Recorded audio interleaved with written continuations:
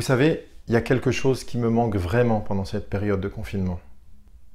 Et je parie que ça vous manque à vous aussi. C'est de voir mes amis et de passer du temps avec eux. Encore mieux, passer du temps à table avec mes amis. Ah oui, j'aime bien préparer un bon repas et recevoir des amis, mais j'aime bien aussi quand des amis ont préparé un bon repas et qu'ils m'invitent. Ah, quel moment de joie! En ce moment, à cause du confinement, je ne peux inviter personne, donc je ne peux pas vous inviter pour un bon repas. Mais je peux quand même vous inviter à écouter une histoire de la Bible qui parle de repas et d'invitation, justement. Mais avant de lire ce texte, quelques petites précisions sur ce qui se passe juste avant le début de notre texte du jour. Jésus était invité à un repas chez un des chefs des pharisiens, nous dit-on au début de l'évangile de Luc au chapitre 14. Les pharisiens, c'était un groupe parmi les juifs de l'époque de Jésus, un des groupes. C'était un groupe qui avait tendance à vouloir appliquer la loi de Dieu de manière très stricte, en tout cas en apparence. Et souvent, ils se sont frottés et piqués avec Jésus. Ils essayaient de le critiquer, de le déstabiliser et même, souvent, de le tuer. Pourtant, Jésus leur accordait du temps et il ne refusait pas d'invitation, comme ce jour-là, où il était assis à table chez un pharisien, entouré sans doute de beaucoup de pharisiens. Après avoir entendu ces paroles, un de ceux qui étaient à table dit à Jésus : « Heureux celui qui prendra son repas dans le royaume de Dieu. » Jésus lui répondit : « Un homme organisa un grand festin et invita beaucoup de gens. À l'heure du festin, il envoya son serviteur dire aux invités : « Venez, car tout est déjà prêt. » Mais tous, sans exception, se mirent à s'excuser. Le premier lui dit : « J'ai acheté un champ et je suis obligé d'aller le voir. Excuse-moi, je t'en prie. » Un autre dit : « J'ai acheté 5 paires de bœufs et je vais les essayer. Excuse-moi, je t'en prie. » Un autre dit : « Je viens de me marier, c'est pourquoi je ne peux pas venir. » À son retour, le serviteur rapporta ces paroles à son maître. Alors, le maître de la maison, en colère, dit à son serviteur : « Va vite sur les places et dans les rues de la ville et amène ici les pauvres, les estropiés, les aveugles et les boiteux. » Le serviteur dit : « Maître, ce que tu as ordonné a été fait, et il reste encore de la place. » Le maître dit alors au serviteur : « Va sur les chemins et le long des haies, et ceux que tu trouveras, oblige-les à entrer, afin que ma maison soit remplie. En effet, je vous le dis, aucun de ces hommes qui avaient été invités ne goûtera de mon festin. »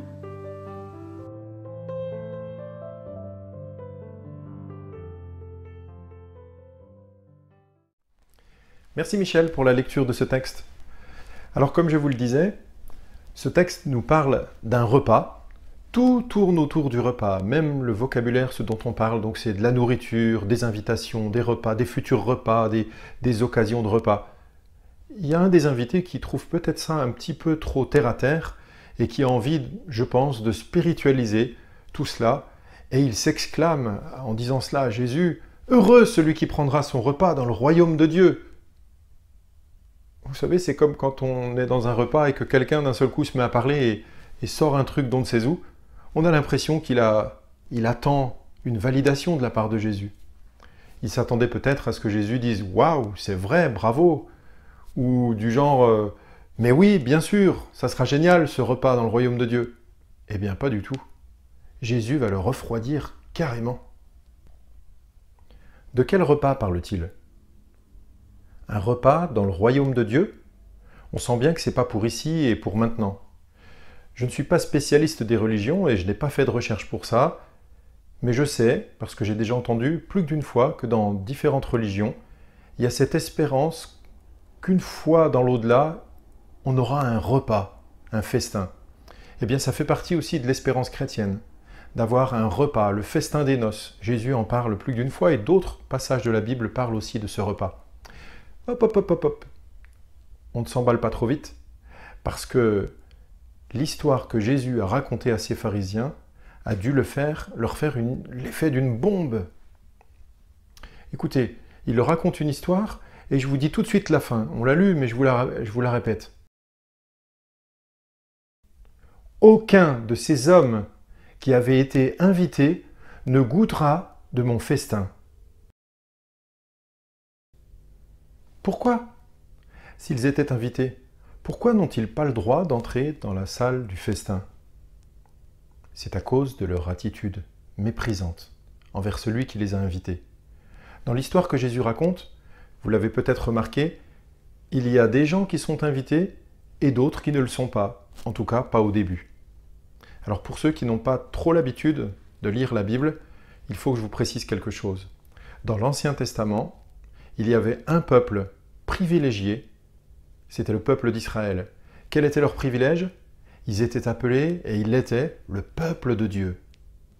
Alors les invités dans cette histoire, c'est eux. Ceux à qui Jésus s'adresse principalement, c'est eux. Et pourquoi Jésus leur parle comme ça? C'est pour leur faire comprendre une chose importante.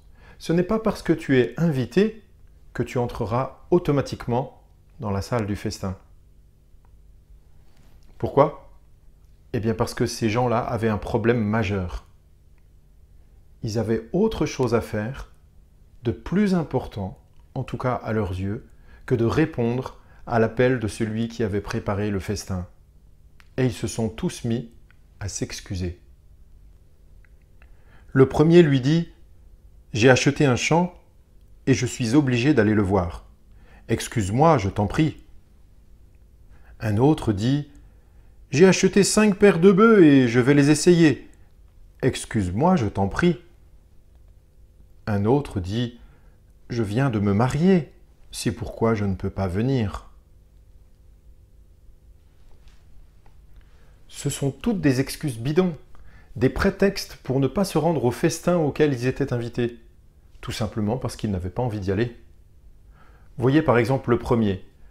Il aurait très bien pu aller au festin d'abord et ensuite aller voir son champ. Le deuxième aurait pu essayer ses 5 paires de bœufs juste après le festin. Et le troisième qui venait de se marier, il aurait pu avoir l'idée, tiens, je vais au festin avec ma jeune épouse.